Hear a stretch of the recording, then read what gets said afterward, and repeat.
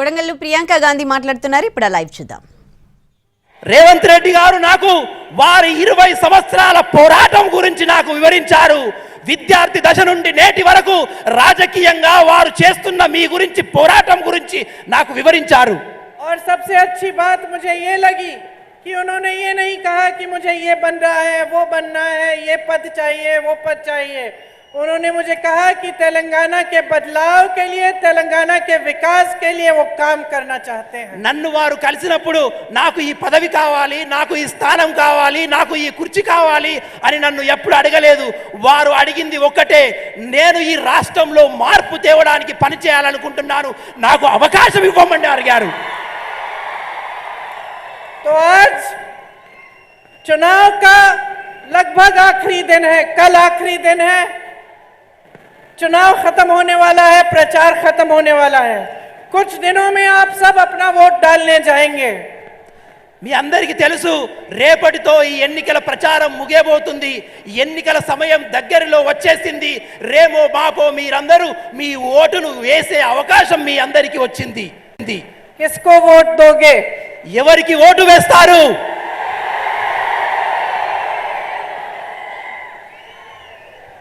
लेकिन आज क्योंकि चुनाव के आखिरी दिन है प्रचार के, मैं आपसे थोड़ी गहराई में बात करना चाहती हूँ. मैं आपसे कहना चाहती हूँ कि कौन से सवाल आपको पूछने चाहिए कि कुछ दिनों में चुनाव आ रहा है, तो अंदर आपको क्या महसूस हो रहा है, क्या क्या आप चाहते हैं, क्या क्या उम्मीदें हैं सरकार से और राजनीतिक दलों से.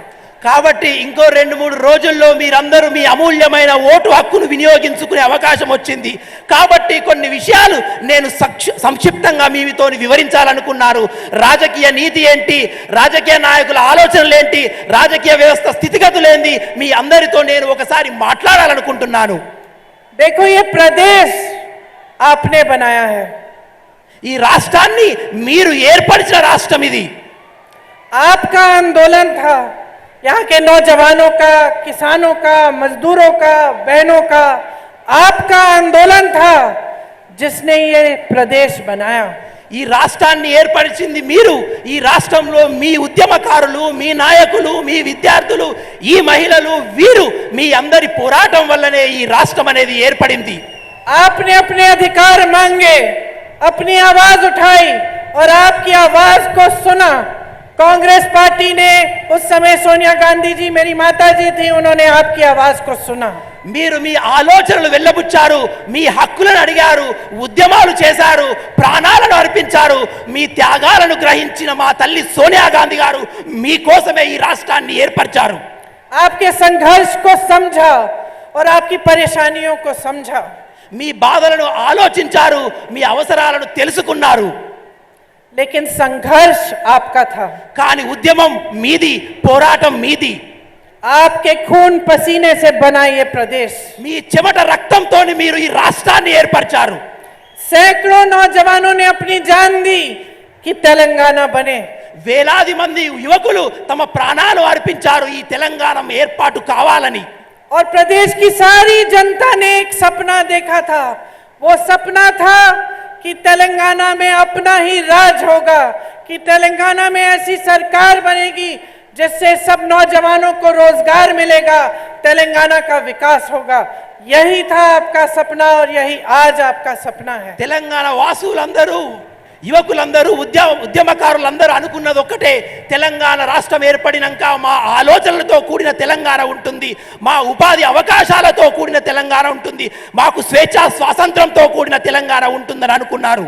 जब हमारे साथी या हमारे परिवार के सदस्य एक आंदोलन के लिए या अपने जो जिन चीजों में विश्वास करते हैं उसके लिए अपनी जान देते हैं, तो हमें उनके प्रति बहुत श्रद्धा होती है. ఎవరైతే ఒక ఉద్యమం గురించి, ఒక అవసరాన్ని గురించి తమ ప్రాణాలను సైతం లెక్క చేయకుండా ఉద్యమం చేస్తారో వాళ్ళ ఆలోచనలు పరిమళకు తీసుకోవాలి, వాళ్ళను గౌరవించాలి. जब शहादत देते हैं देश के लिए, प्रदेश के लिए, जनता के लिए, तो और भी हमारी श्रद्धा उनके प्रति बढ़ती है.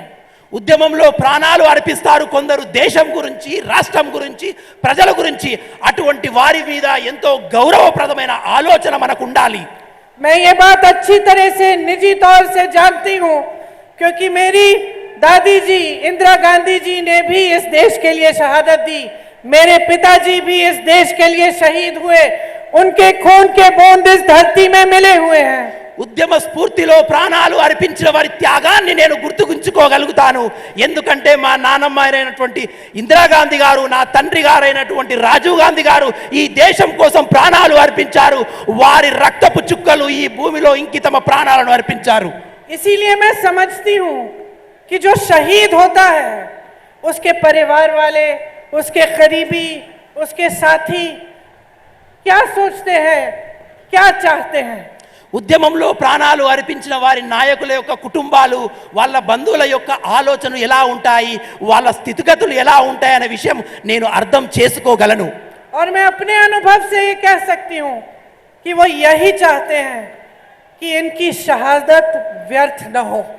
నేను తెలుసుకోగలుగుతాను, ఎవరైతే ఉద్యమంలో ప్రాణాలు అర్పించారో వాళ్ళ త్యాగాలు వృధా కావద్దని వారి కుటుంబ సంబంధులు అనుకుంటారు. कि जिन असूलों के लिए, जिस मिट्टी के लिए वो शहीद हुए, उसका अच्छा हो, वो बने रहे और अच्छी तरह से सबका उस मिट्टी में, उस देश में, उस प्रदेश में विकास हो, सब आगे बढ़े और जो सपने थे उनके वो साकार हो.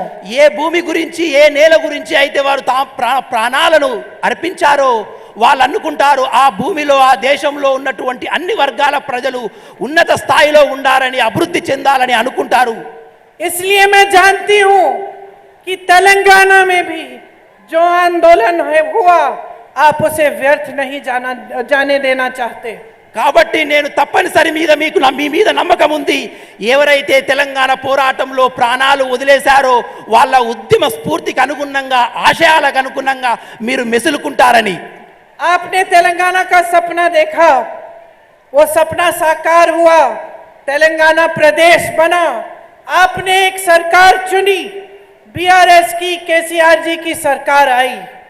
మీరందరూ తెలంగాణ గురించి స్వప్నం కన్నారు. అనేక సంవత్సరాలు తెలంగాణ రాష్ట్రం కోసం పోరాటారు. తెలంగాణ రాష్ట్రంలో బీఆర్ఎస్ ప్రభుత్వం వచ్చింది. ఇప్పటికి 10 సంవత్సరాలు గడిచాయి.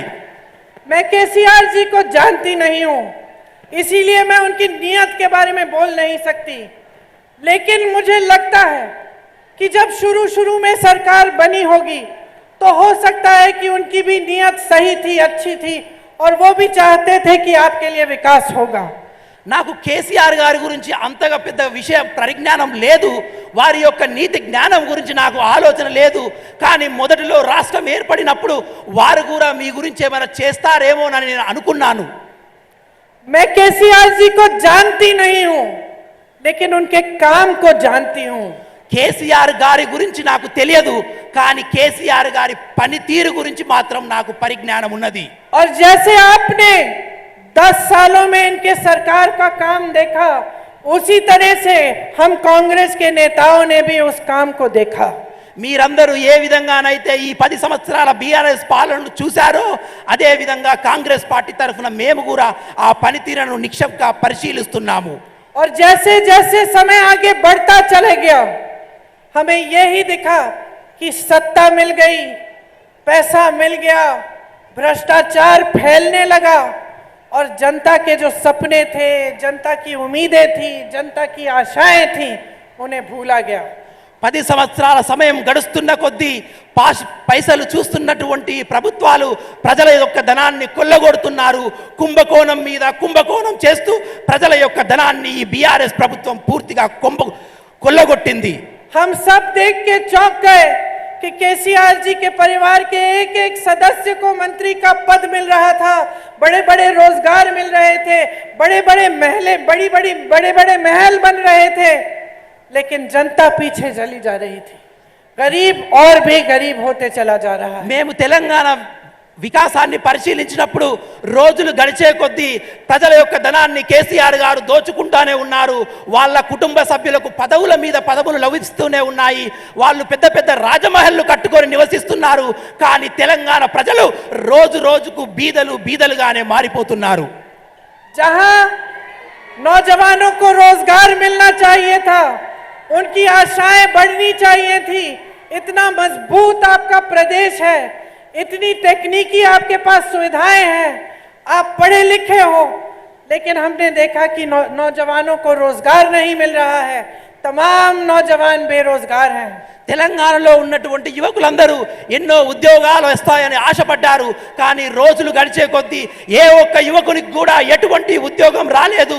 బీదలు ఇంకా బీదలే, నిరుద్యోగులు ఇంకా నిరుద్యోగులుగానే మారిపోతున్నారు ఈ తెలంగాణలో.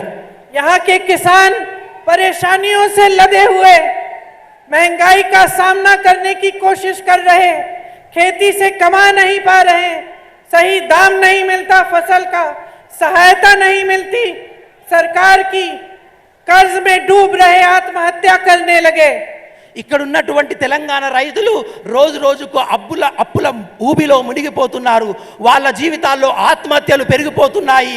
వాళ్ళు కొనదలుచుకున్న వ్యవసాయ పనిముట్లు రోజు రోజుకు పిరమైపోతుంది. వ్యవసాయ కూలీలకు కూడా ఎటువంటి తెలంగాణ రాష్ట్రంలో ఆదరణ నోచుకోలేదు.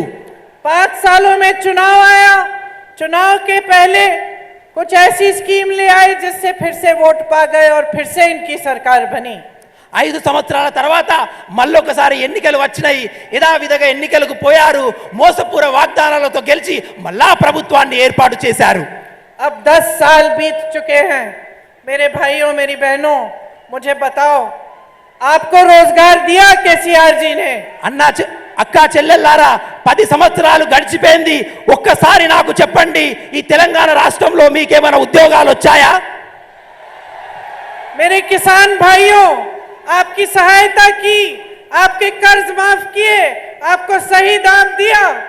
రైతు సోదరులారా, నాకు ఒక్క విషయం చెప్పండి, ఈ తెలంగాణ రాష్ట్రంలో మీకు అభివృద్ధి జరిగిందా? మీ అప్పులు తీర్చాయా?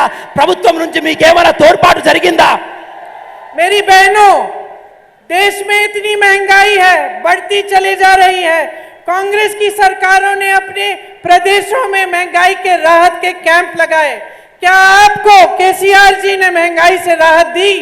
అక్కా చెల్లెల్లారా, నాకు ఒక విషయం చెప్పండి, తెలంగాణ రాష్ట్రంలో రోజు రోజుకు ధరలు పెరిగిపోతున్నాయి.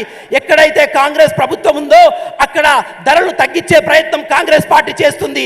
ఇక్కడ టిఆర్ఎస్ ఏమైనా అటువంటి ప్రయత్నం మీకోసం చేసిందా? आप पे जो अत्याचार हो रहे हैं, रोज रोज उनको रोका? మీ మీద జరుగుతున్నటువంటి అఘాయిత్యాల పట్ల, అత్యాచారాల పట్ల ఏమైనా నిర్మూలన కార్యక్రమాలు ఈ ప్రభుత్వాలు తీసుకున్నాయా?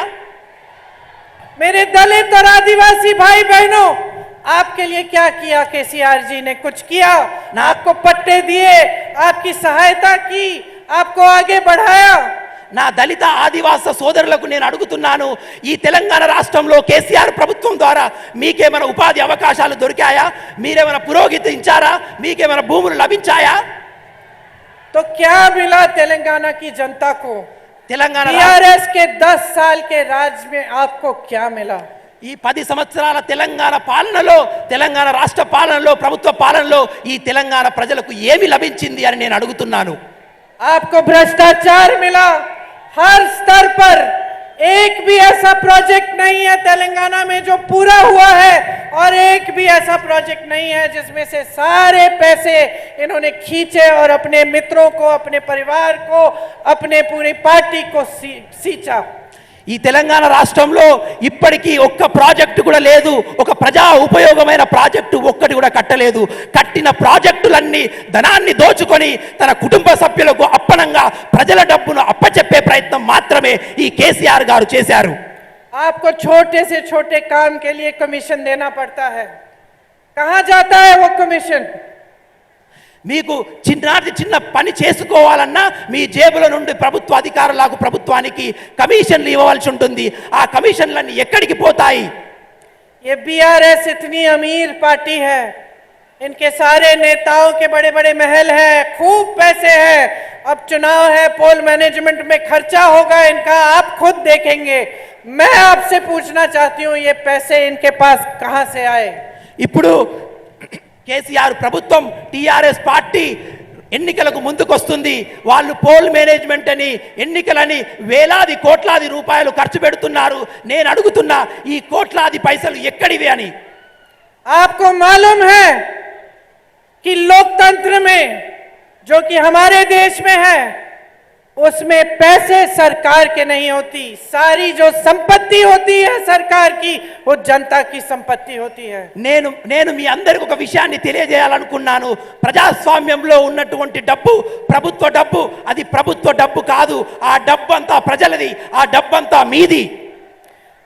बहनों, जब आप सुनती हो कि इस प्रोजेक्ट में इतना बड़ा घोटाला हुआ, हजारों करोड़ रुपए किसी को मिल गए, किसी नेता ने खाए, तो आपको क्या लगता है कि एक दूसरे के पैसे खा रहे हैं?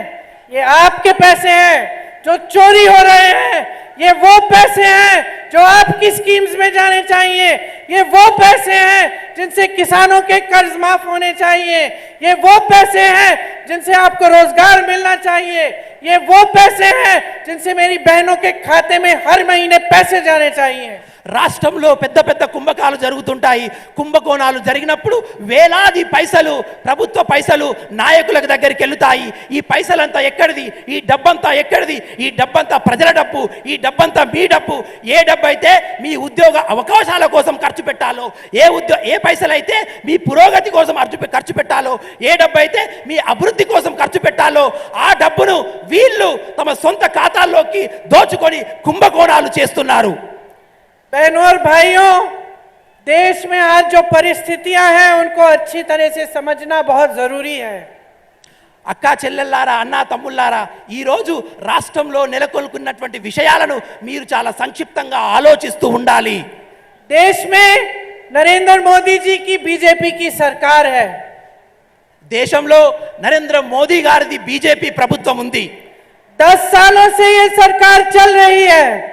10 సంవత్సరాల నుండి ఆ ప్రభుత్వం నడుస్తుంది.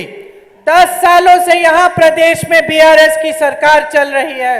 10 సంవత్సరాల నుండి ఈ తెలంగాణ రాష్ట్రంలో బీఆర్ఎస్ ప్రభుత్వం నడుస్తుంది. आज देश की परिस्थिति ये है कि देश का किसान औसत 27 रुपए एक दिन में बनाता है और एक उद्योगपति नरेंद्र मोदी जी के दोस्त अडानी जी एक दिन में 1600 करोड़ रुपए कमाते हैं। ఈ రోజు ఈ దేశ రైతులు, ఈ రాష్ట్ర రైతులు సంపాదించినటువంటి డబ్బంతా నరేంద్ర మోడీ గారి మిత్రుడైనటువంటి అదాని గారు రైతుల కన్నా మించిన కోట్లాది పైసలు అదాని గారు సంపాదిస్తున్నారు. आज देश की परिस्थिति ये है कि जितने भी देश की संपत्ति थी, बड़े बड़े बंदरगाह, बड़े बड़े हवाई अड्डे, बड़ी बड़ी कंपनियां जिनसे जनता को रोजगार मिलता था, वो एक के बाद एक नरेंद्र मोदी जी और उनकी सरकार ने बड़े बड़े उद्योगपतियों को कौड़ियों के दाम में बेच दी और सौंप दी। ఇప్పుడు ఈ దేశ సంపదలైనటువంటి పెద్ద పెద్ద విమానాశ్రయాలు, కంపెనీలు, ప్రభుత్వ రంగ సంస్థలు నరేంద్ర మోదీ గారు తన దగ్గర స్నేహితులైనటువంటి ఇద్దరు ముగ్గురు పెట్టుబడిదారులకు, అదానికి, అంబానీకి అప్పనంగా అప్పయెప్పుతున్నారు. देश की परिस्थितियां ये हैं कि जब देश का किसान महीनों के लिए आंदोलन कर रहा था, बगैर पानी के, बगैर बिजली के, जब सैकड़ों किसान शहीद हुए, तब नरेंद्र मोदी जी अपने घर से बाहर ही नहीं आए उनकी बात सुनने के लिए। దేశంలో ఉన్నటువంటి రైతాంగం నెలల తరబడి చలిలో వానలో నిరసన తెలియజేస్తుంటే వారి యొక్క బాగోగులు పరిశీలించడానికి ఈ నరేంద్ర మోడీ గారు ఒక్క నిమిషం కూడా రైతుల పట్ల మాట్లాడలేదు. जब किसान कर्ज में डूब रहा होता है, तब सरकार, केंद्र की सरकार कहती है हमें कर्ज माफ करने के लिए पैसे नहीं है, लेकिन अडानी जी, अंबानी जी के हजारों करोड़ रुपए माफ कर देते हैं। రైతాంగం అప్పుల ఊబిలో మునిగిపోయి ఉండి బాధపడుతున్నప్పుడు ఈ కేంద్ర రాష్ట్ర ప్రభుత్వాలు వాళ్ళను అప్పులను తీర్చే ప్రయత్నం చేయదు. కానీ పెట్టుబడిదారి వ్యవస్థలైన అదానీ గారు, అంబానీ గారికి మాత్రం వేల కోట్ల అప్పులను మాఫీ చేస్తారు. नरेंद्र मोदी जी ने कुछ सालों पहले अपने लिए 2 हवाई जहाज खरीदे। 2 हवाई जहाज 16,000 करोड़ रुपए के। एक नरेंद्र मोदी जी के लिए 16,000 करोड़ रुपए किसके थे? जनता के पैसे थे। उन्होंने खर्चे। उसी समय यूपी के किसानों का बकाया, गन्ना के किसानों का बकाया 15,000 करोड़ रुपए था। उसी समय नरेंद्र मोदी जी की सरकार कह रही थी हमें तुम्हारे बकाये को खत्म करने के लिए पैसे नहीं है, देने के लिए पैसे नहीं है, लेकिन उतने ही पैसे उन्होंने खर्च किए अपने लिए 2 हवाई जहाज खरीदने के लिए। కొద్ది రోజుల క్రితం నరేంద్ర మోదీ గారు 2 ఖరీదైన కోట్లు ఖర్చు పెట్టి 2 ఖరీదైనటువంటి విమానాలు కొన్నారు. ఆ విమానాలు విలాసవంతమైన విమానాలు. కానీ అదే సమయంలో దేశ రైతాంగం అప్పుల ఊబిలో మునిగిపోయి ఉండి వాళ్ళ అప్పులు మాఫీ చేయమని కేంద్ర ప్రభుత్వాన్ని అడిగినప్పుడు ఆ అప్పులు మాఫీ చేయడానికి కేంద్ర ప్రభుత్వం దగ్గర ఎటువంటి డబ్బులు లేవని వాళ్ళు చెప్పారు. पूरे देश भर में आज सरकारी कर्मचारियों की एक ही मांग है, हमें पुरानी पेंशन दो। इसके लिए भी केंद्र सरकार कहती है हमारे पास पैसे नहीं है। ఇప్పుడు దేశంలో ఉన్నటువంటి ప్రభుత్వ ఉద్యోగులందరిది ఒకే ఒక బాధ, ఒకే ఒక అవసరం. మా అందరికీ పాతనైనటువంటి పెన్షన్ స్కీమును అమలు చేయమని, దానికి కూడా ఈ కేంద్ర రాష్ట్ర ప్రభుత్వాల దగ్గర డబ్బులు లేవు అని వాళ్ళు చెప్తున్నారు. तो बहनों और भाइयों, अच्छी तरह से समझ लो, किसानों के लिए पैसे नहीं है, कर्मचारियों के लिए पैसे नहीं है, महिलाओं के लिए मदद करने के लिए पैसे नहीं है, नौजवानों के लिए रोजगार बनाने के लिए कुछ समस्या, कुछ योजना नहीं है।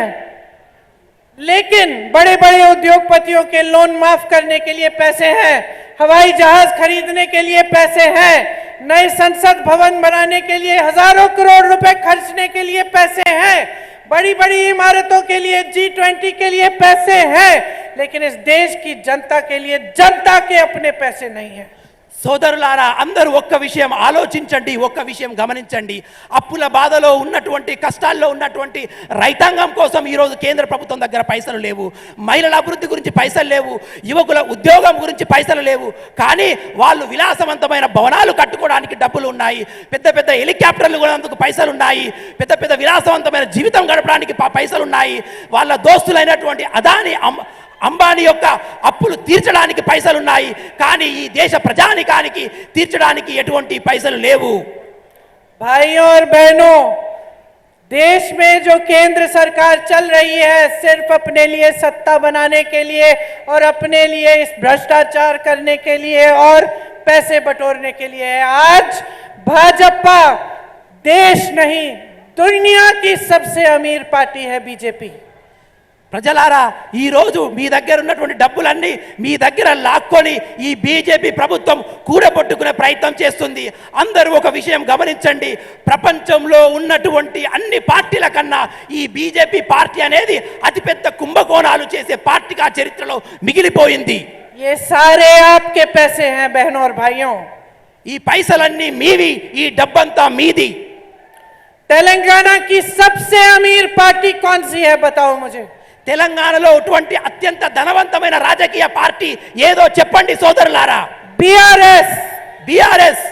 ये पैसे इनके पास कहां से आए? ఈ డబ్బు వీళ్ళ దగ్గరికి ఎట్లా వచ్చింది? केंद्र में बीजेपी, तेलंगाना में बीआरएस। जब बीजेपी को मदद चाहिए दिल्ली में बीआरएस उन्हीं के साथ वोट करती है पार्लियामेंट में। కేంద్రంలో బీజేపీ, రాష్ట్రంలో బీఆర్ఎస్. ఎప్పుడైతే కేంద్రంలో ఉన్నటువంటి బీజేపీకి మద్దతు అవసరం ఉంటుందో అప్పుడు రాష్ట్రంలో ఉన్నటువంటి బీఆర్ఎస్ పార్టీ పార్లమెంట్లో బీజేపీకి సహాయం చేస్తుంది. और जब बीआरएस को यहाँ पे मदद चाहिए होती है तो बीजेपी आके उसकी मदद करती है। ఎప్పుడైతే రాష్ట్రంలో బీఆర్ఎస్ పార్టీకి అవసరం ఉంటుందో అప్పుడు కేంద్రం నుండి బీజేపీ ఇక్కడ వీళ్లకు అవసరాన్ని తీరుస్తుంది.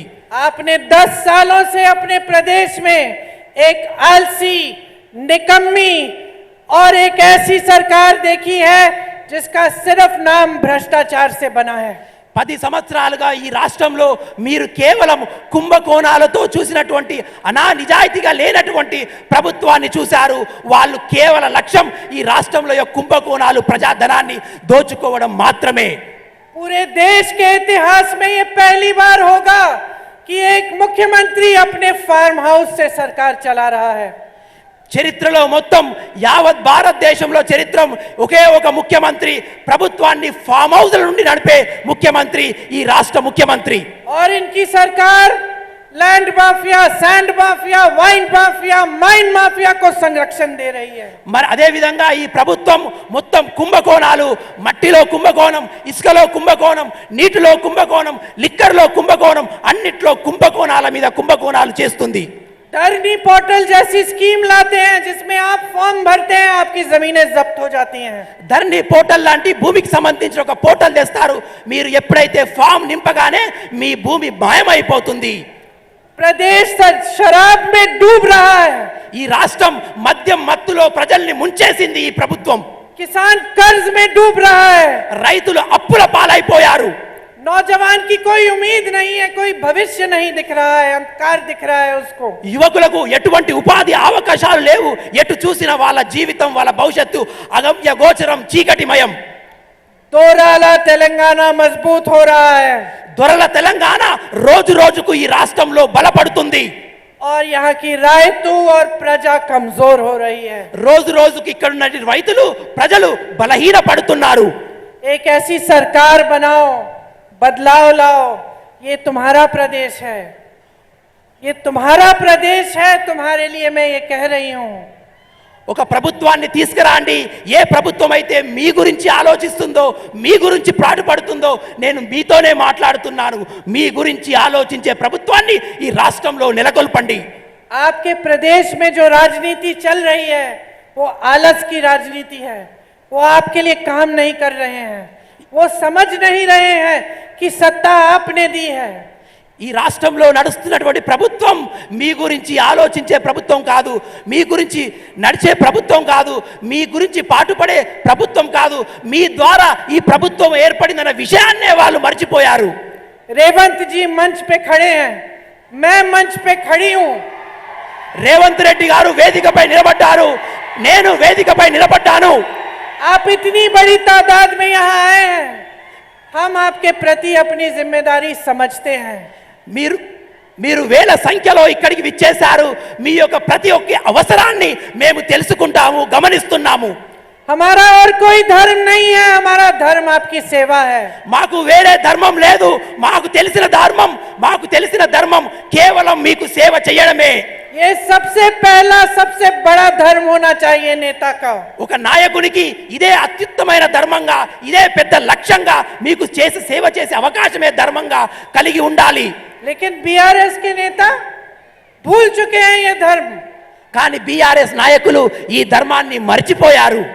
उनको लगता है कि कुछ भी करें, वोट आपसे मिलेगा, सत्ता में रहेंगे, कमाएंगे, अपने महल बनाएंगे और वही आगे बढ़ते चले जाएंगे और तेलंगाना की सारी जनता पीछे रह जाएगी। వాళ్ళు అనుకుంటున్నారు ఎన్నికలు వస్తాయి, డబ్బులు ఖర్చు పెడతాము, పైసలు సంపాదిస్తాము, ఓట్ల కోసం పోతాము, మేము ముందుకెళ్తాము, ఇండ్లు కట్టుకుంటాము, బంగ్లాలు కట్టుకుంటాము. కానీ ఈ రాష్ట్ర ప్రజలు రోజు రోజుకు వెనుకకు పోతూనే ఉంటారని. आपकी परवाह नहीं है बहनों और మీ भाइयों। గురించి వారికి చింత లేదు. इंदिरा गांधी जी बोलती थी कि जनता से बड़ा कुछ नहीं होता और जनता में सबसे ज्यादा विवेक होता है, सब समझती है जनता। ఇందిరాగాంధీ గారు అనేవారు, ప్రజలే ప్రజాస్వామ్యంలో పెద్దవారు, ప్రజలకు యొక్క వివేకం ఉంటుంది, ప్రజలు ఎప్పటికప్పుడు అవన్నీ గమనిస్తూనే ఉంటారని ఇందిరాగాంధీ గారు అనేవారు. मुझे इस बात में पूरा विश्वास है। ఇందిరాగాంధీ గారి మాట మీద నాకు పూర్తి నమ్మకం ఉంది. मैं जानती हूं कि आप सब कुछ समझ रहे हैं। ये सारे खेल जो आपके साथ खेले जा रहे हैं, आपको कुछ कहते हैं नेता, कुछ और करते हैं। चुनाव के समय आपसे वोट मांगते हैं, चुनाव के बाद आपको भूल जाते हैं, अपने अपने महल बनाते हैं, आपके लिए झुग्गी झोपड़ी भी नहीं बनाते, अपने बच्चों परिवारों को मंत्री बना देते हैं, लेकिन आपको रोजगार नहीं देते। आप सब समझ रहे हो, मैं जानती हूं। నాకు తెలుసు, మీరందరూ గమనిస్తున్నారు, ఈ రాష్ట్ర ప్రభుత్వాల ఆలోచనలు గమనిస్తున్నారు, వాళ్ళు సంపాదిస్తున్న డబ్బులను ఆలోచిస్తున్నారు, వాళ్ళు చేస్తున్న కుంభకోణాలు ఆలోచిస్తున్నారు. కానీ వాళ్ళ సంపాదనే ఉంటుంది, కానీ మీకు ఒక చిన్న గుడిసె కూడా ఇచ్చే, మీకు ఒక విద్యా అవకాశం ఇచ్చే అవకాశాలు ఈ రాష్ట్ర ప్రభుత్వం కల్పిస్తలేదని మీరు గమనిస్తున్నారనే విషయం నాకు తెలుసు. देखो, आपको जागरूक बनना पड़ेगा। మీరందరూ జాగృతి కావాలి అని నేను విజ్ఞప్తి చేస్తున్నాను. अगर आप जागरूक नहीं बनेंगे, अगर आप नेता से सवाल नहीं करेंगे, अगर आप राजनीतिक दलों को जवाबदेह नहीं बनाएंगे तो नुकसान आपका होगा।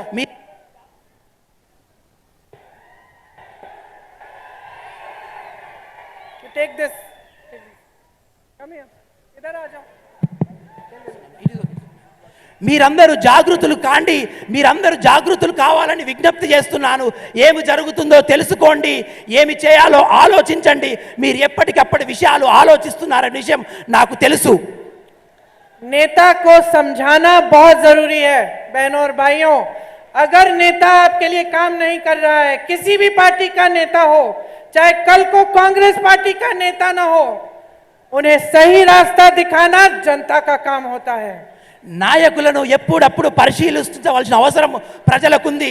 నాయకులను ప్రశ్నించే అవసరం ప్రజలకుంది. రేపు మేము ప్రభుత్వంలోకి వచ్చాక కూడా మా నాయకులు కూడా ఒకవేళ పని చేయకుంటే మా నాయకులు ప్రశ్నించాలి. మీరు अपने बच्चों के प्रति और उनके भविष्य के प्रति आपकी सबसे बड़ी जिम्मेदारी है। ఇది మీ బాధ్యత. ఎందుకు నాయకులను ప్రశ్నించాలంటే మీ భవిష్యత్తు కోసం, మీ పిల్లల భవిష్యత్తు కోసం, మీ భావి తరాల భవిష్యత్తు కోసం మీరు నాయకులను ప్రశ్నిస్తూ ఉండాలి. इस जिम्मेदारी को गहराई से समझो। ఈ బాధ్యతను క్షుణ్ణంగా ఆలోచించండి. अपना वोट कभी व्यर्थ मत करो। మీ ఓటును వ్యర్థం చేయకండి. इसी वोट में आपके 5 सालों का भविष्य बंधा हुआ है। మీరు వేసే ఓటులో మీ 5 సంవత్సరాల భవిష్యత్తు నిక్షిప్తమై ఉంది. आज मैं आपके सामने खड़ी होकर जो हमारी घोषणाएं हैं वो करने जा रही हूं। मैं आपको अपनी गारंटी बताने जा रही हूं। ఈ రోజు నేను మీ ముందర నిలబడి ఉన్నాను. మేము చేయబోయే పనులు గ్యారెంటీలుగా మీకు వివరించబోతున్నాను. और मैं जानती हूं कि क्योंकि मैं इंदिरा जी की पोती हूं और सोनिया जी की बेटी हूं, आप मेरी बातों को वजन देते हैं। నాకు తెలుసు మీరు నా మాట నమ్ముతారని. నేను ఇందిరా గాంధీ గారి మనవరాలును, సోనియా గాంధీ గారి కూతురును. నా మాట పట్ల మీరు నమ్మకం ఉంచుతారని నాకు తెలుసు. आप जानते नहीं कि मेरे दिल में इसका क्या मतलब है, कि मैं अपनी जिम्मेदारी का कितना एहसास करती हूं। मुझे महसूस होता है कि अगर मैं यहाँ खड़े होके आपको झूठा वादा करूं तो उनके साथ भी गलत कर रही हूं और आपके साथ भी गलत कर रही हूं। నేను మీ ముందు నిలబడి ఒకవేళ ఏదైనా అబద్ధం చెప్తే నాకు తెలుసు నిజమే చెప్పాలని. ఎందుకంటే ఏదైనా అబద్ధం చెప్తే నా మనస్సాక్షి నాకు చెప్తుంది నేను ప్రజలతో మోసం చేస్తున్నానని. मुझे सिखाया गया है कि राजनीति का मतलब है सच्चाई, जनता की सेवा और जनता के प्रति समर्पित रहना।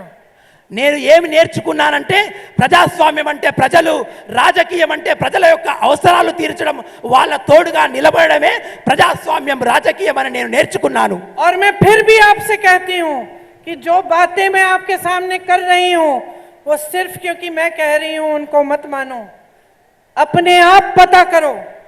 जब मैं कहती हूं कि हमारी गारंटी है कि हम महिलाओं के खाते में 2500 रुपए हर महीने डालेंगे, जब मैं ये कहती हूं तो पता करो कि कर्नाटका में कांग्रेस ने ये गारंटी दी थी। क्या कर्नाटका में ये सच हो रहा है कि नहीं हो रहा है? खुद पता करो, पूछो अपने रिश्तेदारों से, अपने दोस्तों से जो कर्नाटका में हैं। पता चलेगा कि हाँ, ये लोग अगर कुछ कह रहे हैं, गारंटी दे रहे हैं, इसका कुछ सही आधार है, तभी अपना वोट दो। నేను చెప్పింది ఒక్కసారి ఆలోచించండి. ఊరికినే నమ్మద్దు, వివేకంతో ఆలోచించండి. ఇప్పుడు నేను చెప్తాను, కాంగ్రెస్ ప్రభుత్వం ఏర్పడ్డాక ప్రతి మహిళకు 2500 రూపాయలు ఇస్తా అనగానే మీరు నమ్మండి. ఎందుకంటే కర్ణాటక రాష్ట్రంలో మేము ఇస్తున్నాము. ఒక్కసారి తెలుసుకోండి, కర్ణాటకలో కాంగ్రెస్ పనితీరు ఎలా ఉందో తెలుసుకొని మరి ఈ రాష్ట్రంలో కాంగ్రెస్ పార్టీకి ఓటు వేయండి. तो मैं आपको कांग्रेस की 6 गारंटी बताने जा रही हूं और साथ साथ मैं आपको बताऊंगी कि ये गारंटी किस आधार पे हम दे रहे हैं और किस किस प्रदेशों में हमने पूरी की है। ఇప్పుడు కాంగ్రెస్ పార్టీ చేయబోయే 6 గ్యారెంటీల గురించి మీకు చెప్పబోతున్నాను. ఏ విషయాల పట్ల ఈ 6 గ్యారెంటీల నిర్ణయాలు మేము తీసుకున్నామనే విషయాన్ని కూడా మీకు వివరిస్తాను. ఏ ఏ రాష్ట్రంలో ఏ విధంగా ఈ పనితీరు నడుస్తుందనే విషయాన్ని కూడా మీకు వివరిస్తాను. पहली गारंटी महालक्ष्मी योजना, महिलाओं को प्रति माह 2500 रुपए उनके खाते में दिए जाएंगे। गैस सिलेंडर 500 रुपए का मिलेगा और बस की यात्रा फ्री में पूरे तेलंगाना में मेरी बहनें करेंगी। మహాలక్ష్మి అనే పథకం ద్వారా 2500 రూపాయలు ప్రతి మహిళకు నెలసరిగా ఇస్తాము. 500 రూపాయలకే మీకు గ్యాస్ సిలిండర్ అందజేయబోతున్నాము. అంతేకాకుండా నా అక్క చెల్లెలకు ఈ రాష్ట్రంలో ప్రతి ఆర్టీసీ బస్సులో ఉచిత బస్సు ప్రయాణ సౌకర్యాన్ని కలిగించబోతున్నాము. कर्नाटका में मेरी बहनों फ्री बस यात्राएं कर रही हैं कर्नाटका की बहनें। जब से कांग्रेस की सरकार आई, पहले मंत्रिमंडल की मीटिंग हुई, उसमें तय किया गया और तब से ही मेरी बहनों के खाते में पैसे आ रहे हैं। కర్ణాటక రాష్ట్రంలో ఎప్పుడైతే ప్రభుత్వం ఏర్పడిందో ఆ రోజు నుంచే మీలాగే అక్కడ కూడా మేము పైసలు జమ చేస్తున్నాము. మొదటి రోజే అక్కడ ఉన్నటువంటి మహిళల ఖాతాలలో డబ్బులు వేస్తున్నాము. అదే విధంగా కర్ణాటక రాష్ట్రంలో ఉన్నటువంటి నా అక్కా చెల్లెళ్ళు ఉచితంగా బస్సు ప్రయాణం చేస్తున్నారు. दूसरी गारंटी रायतू भरोसे में किसानों को 15,000 रुपए प्रति एकड़ सालाना दिया जाएगा और खेत मजदूरों को 12,000 रुपए। రైతు భరోసా అనే పథకం ద్వారా ఏటా రైతులకు 15,000 రూపాయలు ఎకరానికి చెల్లించబోతున్నాము. అదే విధంగా రైతు కూలీలకు 12,000 రూపాయలు చెల్లించబోతున్నాము.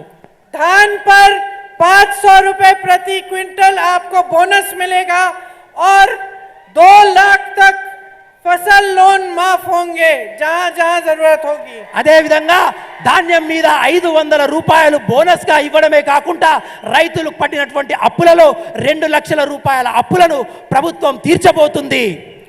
छत्तीसगढ़ में धान का सबसे ज्यादा एमएसपी कांग्रेस की सरकार ने किसानों को दिया और छत्तीसगढ़ और राजस्थान दोनों में किसानों के कर्ज माफ किए. ఛత్తీస్గఢ్లో రైతులకు అత్యధికంగా కనీస మద్దతు ధర కాంగ్రెస్ పార్టీ ఇస్తుంది. అదేవిధంగా ఛత్తీస్గఢ్లో రాజస్థాన్లో కూడా రైతుల యొక్క అప్పులను కాంగ్రెస్ ప్రభుత్వం తీర్చేసింది. तीसरी गारंटी गृह ज्योति योजना, इसमें 200 यूनिट बिजली आपको फ्री मिलेगी और 24 घंटे बिजली आपको मिलेगी. గృహజ్యోతి అనే పథకం ద్వారా ప్రతి ఇంటికి 200 యూనిట్ల కరెంటును ఉచితంగా ఇస్తున్నాము. అంతేకాకుండా నాణ్యమైన 24 గంటల కరెంటును కూడా సరఫరా చేయబోతున్నాము. चौथी गारंटी इंद्रम्मा इंड्लू स्कीम, इसमें जब आप घर बनाना चाहेंगे तो आपको घर के लिए जमीन फ्री में मिलेगी और 5 लाख रुपए घर को बनाने के लिए मिलेंगे. ఇంద్రమ్మ ఇల్లు ద్వారా ప్రతి ఒక్కరికి 5 లక్షల రూపాయలు ఇల్లు కట్టుకోవడంతో పాటుగా స్థలాన్ని కూడా ఇవ్వబోతున్నాము. राज्य आरोग्य श्री योजना 5वीं गारंटी, इसमें 10 लाख तक आपको हेल्थ इंश्योरेंस मिलेगा. राजस्थान और छत्तीसगढ़ में 10 से 25 लाख तक फ्री में इलाज हुआ है. అదే విధంగా రాజీవ్ ఆరోగ్యశ్రీ అనే పథకం ద్వారా 10 లక్షల రూపాయల వరకు మీకు ఉచిత వైద్య సదుపాయాన్ని కలిగించబోతున్నాము. कांग्रेस की सरकार में राजस्थान और छत्तीसगढ़ में हार्ट की सर्जरी, बड़ी बड़ी कैंसर का इलाज, ये सब बगैर एक पैसे दिए हो रहा है. రాజస్థాన్ రాష్ట్రంలో పెద్ద పెద్ద ఆపరేషన్లు కూడా ఉచితంగా చేయించి వాళ్ళ వైద్య ఖర్చులను కూడా కాంగ్రెస్ ప్రభుత్వమే భరిస్తుంది. राजस्थान में हमने 2 लाख रोजगार दिए, तेलंगाना में भी हम 2 लाख रोजगार देंगे. రాజస్థాన్ రాష్ట్రంలో 2 లక్షల ఉద్యోగాలు మేము ఇచ్చాము. అదే విధంగా తెలంగాణలో కూడా ప్రభుత్వం ఏర్పడిన వెంటనే 2 లక్షల ఉద్యోగాలు ఇవ్వబోతున్నాము. छत्तीसगढ़ में हर जिले में इंग्लिश मीडियम स्कूल बनवाया, राजस्थान के गांव में इंटरनेशनल लेवल के स्कूल खुलवाए हैं. यहाँ तेलंगाना में हर जिले में हम इंटरनेशनल लेवल के स्कूल खुलवाएंगे. ఛత్తీస్గఢ్ రాజస్థాన్ రాష్ట్రంలో కూడా ఇంటర్నేషనల్ స్కూళ్లను మేము ఏర్పాటు చేశాము. రాబోయే తెలంగాణ రాష్ట్ర ప్రభుత్వంలో కూడా మేము ప్రతి జిల్లాలో ఇంటర్నేషనల్ స్కూళ్లు ఏర్పాటు చేస్తాము. और नौजवानों के लिए एक विद्या भरोसा कार्ड आएगा, जिससे 5 लाख रुपए तक उनको ब्याज मुक्त फ्री लोन मिल सकेगा शिक्षा के लिए. అదే విధంగా విద్యా భరోసా అనే స్కీమ్ ద్వారా ఇక్కడ ఉన్నటువంటి యువకుల యొక్క విద్యాభ్యాసం గురించి 5 లక్షల రూపాయల సహాయం కూడా ప్రభుత్వం చేయబోతుంది. तो अब मुझे बताओ, बीआरएस के और 5 साल चाहिए कि कांग्रेस की एक अच्छी सरकार चाहिए जो आपके लिए काम करेगी? ఇప్పుడు చెప్పండి మిత్రులారా, టిఆర్ఎస్ యొక్క బీఆర్ఎస్ యొక్క మళ్ళొక 5 సంవత్సరాల పాలన కావాలా, కాంగ్రెస్ ప్రభుత్వం కావాలా? फार्म हाउस की सरकार चाहिए या प्रजापालना भवन की सरकार चाहिए? ఫామ్ హౌస్ సర్కార్ ప్రభుత్వం, ఫామ్ హౌస్ సర్కార్ కావాలా, ప్రజల పాలన మీకు కావాలా? आपको प्रजाला तेलंगाना चाहिए कि नहीं? మీకు ప్రజల తెలంగాణ కావాలా వద్దా? मेरे साथ बोलो, మార్పు కావాలి కాంగ్రెస్ రావాలి నాతో అనండి. మార్పు కావాలి కాంగ్రెస్ రావాలి మార్పు కావాలి కాంగ్రెస్ రావాలి बदलाव लाओ रेवंत जी को भारी से भारी बहुमत से जिताओ మార్పు తీసుకురండి రేవంత్ अपनी రెడ్డి గారిని सरकार बनाओ तेलंगाना का एक एक सपना साकार करो